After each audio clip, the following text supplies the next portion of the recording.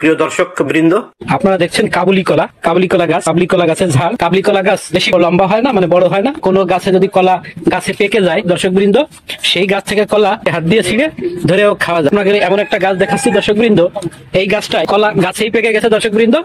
পাখি সহ যারা এই কলা গাছের মালিক, যারা লাগাইছেন, তারা নিজেরা সরাসরি ছিঁড়ে খান গাছ থেকে। কিবার দেখছেন দর্শক বৃন্দ সেই কাবুলি কলা। আসসালামু আলাইকুম আপা, আপনার বাড়িতে আসছে, আপনার গাছে নাকি কলা পেকে গেছে।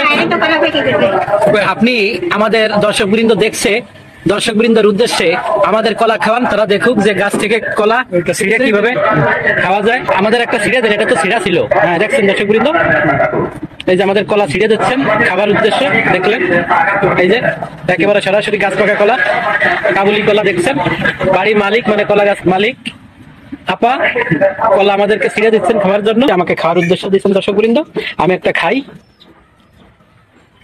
ওয়াও দারুণ টেস্টি দর্শক বৃন্দ। আপনাদেরকে পেলে খাওয়াতাম, কিন্তু আপনাদেরকে তো পাওয়া যাচ্ছে না এখন। আমি যেহেতু পাইছি আমি খেয়ে নি, আপনারা দেখেন। ক্ষুধার্ত কালে ভদ্রে নাকি অন্যের খাওয়া দেখেও শান্তি পাওয়া যায়। এখন আপনারা আমার খাওয়া দেখেই শান্তি লাভ করুন আর মনে মনে তৃপ্তি পান। ধন্যবাদ দর্শকবৃন্দ। আরেকটা কথা না বললেই নয়, এই কাবুলি কলার বিশেষ বৈশিষ্ট্য হচ্ছে এই কলা পাকলেও সবুজ থাকে, অর্থাৎ কাঁচা অবস্থায় যেরকম পাকলেও সেরকম।